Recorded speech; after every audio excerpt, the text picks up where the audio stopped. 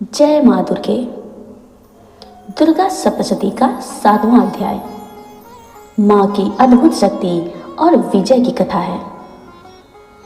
इस अध्याय में वर्णन है उस महायुद्ध का जब शुंभ और निशुंभ जैसे पराक्रमी असुर अपनी विशाल सेना लेकर माँ दुर्गा पर आक्रमण करते हैं।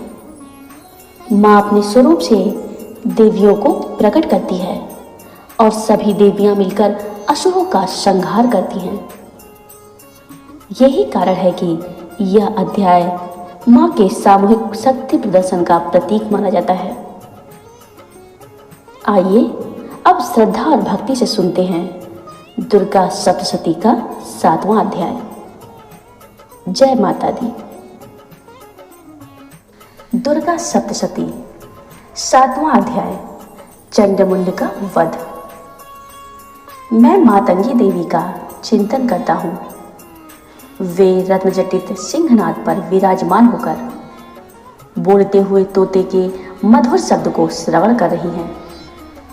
वे श्याम वर्ण वाली देवी अपने एक पाद कमल पर रखकर मस्तक पर अर्धचंद्र धारण किए हुए हैं। कलहार फूलों की माला पहने हुए वे वीणा वादन कर रही हैं। उनकी अंग में कंचुकी कसी हुई है। वे लाल रंग की साड़ी धारण कर हाथ में शंख पात्र लिए हैं। उनके मुख पर मधु के हल्के नशे का आभास हो रहा है और उनके ललाट में बिंदी लगी हुई है।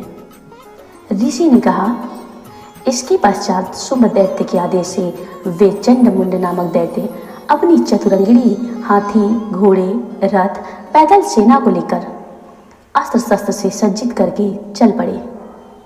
वहां पहुंचकर पर्वतराज हिमालय के स्वर्णमय शिखर के ऊपर सिंह पर आरूढ़ देवी को देखा। वे मंद हास्य कर रही थी। उन देवी को देखकर दानवी सेना उन्हें पकड़ने के लिए झपट पड़ी।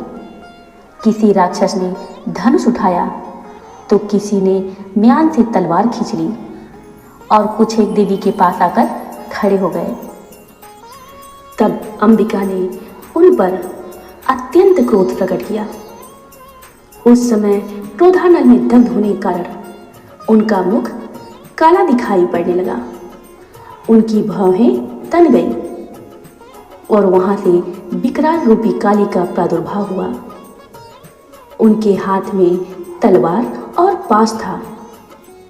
वे चीते के चमड़े की साड़ी पहने नरमुंडों की माला से विभूषित होकर हाथ में विचित्र प्रकार की तलवार धारण किए हुए थी। उनके शरीर का मांस सूखकर केवल अस्थि पंजर शेष रह गया था, जिसके कारण उनकी आकृति बड़ी ही डरावनी लग रही थी। उनका मुख बहुत विशाल था। जीभ लप लप करने के कारण वे बहुत ही भयंकर जान पड़ रही थी। उनके नेत्र भीतर की ओर गड्ढे में धंसे हुए और रक्तिम थे। वे भयंकर गर्जना से सभी लोगों को कंपित कर रही थी। वे कालिका देवी बड़े बड़े असुरों का वध करती हुई प्रबल वेग से आसुरी सेना पर टूट पड़ी और उन सबको अपना ग्रास बनाने लगी। वे देवी पार्श्वरक्षकों, अंकुशधारी महावतों, बड़े बड़े योद्धाओं और घंटाधारी कितने ही विशालकाय हाथियों को एक हाथ से पकड़कर मुंह में निगल लेती थी।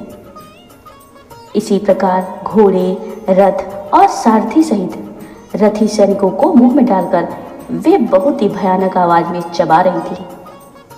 किसी के बाल खींचकर, किसी का गला दबोचकर, किसी को पैर तले रौंदकर और किसी को छाती के धक्के से भूमि पर गिराकर यमलोक भेज देती थी। वे दैत्यों द्वारा निक्षिप्त बड़े बड़े अस्त्रों को मुंह से पकड़कर दांतों से चूर चूर कर डालती थी। काली ने उन बलशाली दुराचारी दैत्यों की समस्त सेना को मसल दिया। कुछ एक को खा गई और कितने को ही वहां से खदेड़ दिया।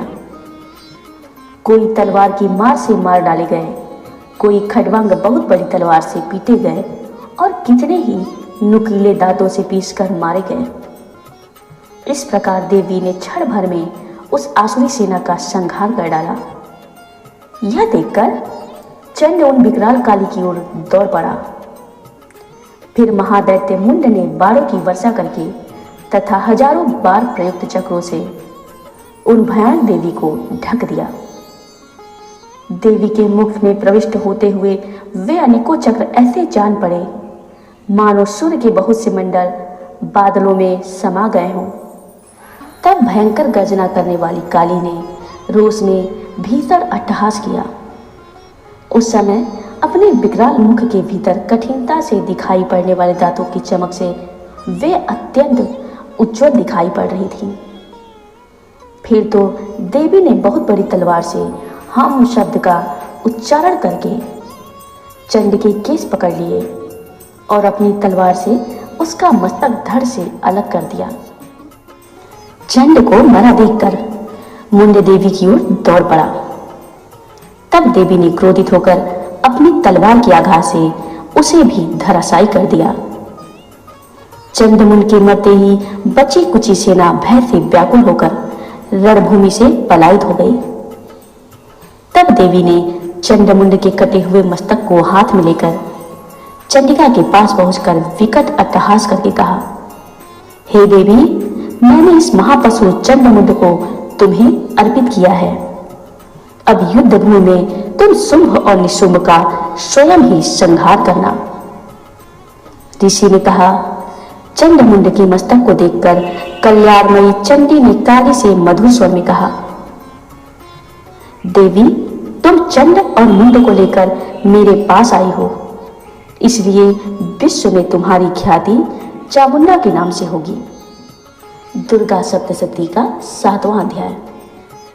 इस अध्याय से हमें यह शिक्षा मिलती है कि जब भक्त माँ दुर्गा का स्मरण करते हैं तो माँ अकेली नहीं बल्कि अपनी अनेकों शक्तियों के साथ प्रकट होकर संकट हर लेती हैं।